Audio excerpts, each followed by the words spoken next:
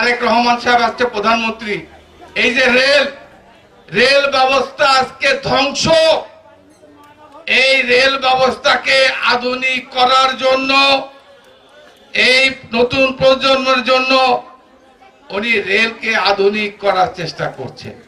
উনি, আপনারা জানেন, পৃথিবীতে আমরা যখন যাই ট্রেনে করে চলাচল করি, তারেক রহমান সাহেব এই 18-20 বছর ট্রেনে করে চলাফেরা করেছেন।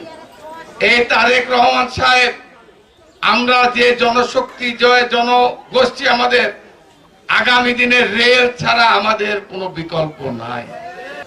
এই রেল ব্যবস্থা আধুনিক হবে, আমি যেখানে আছেন আধুনিক তো হবেই, এবং বাংলাদেশের মানুষকে সরাসরি ট্রেনের জন্য চলাচল করে এই ট্রেন ব্যবস্থার উন্নয়ন করে উনি 31 দফা কর্মসূচির মধ্যে দিয়েছেন রেল বাংলাদেশের পৃথিবীর সাথে চ্যালেঞ্জ করে মান সম্পন্ন উন্নত রেল ব্যবস্থা উনি গঠন করবে ইনশাআল্লাহ।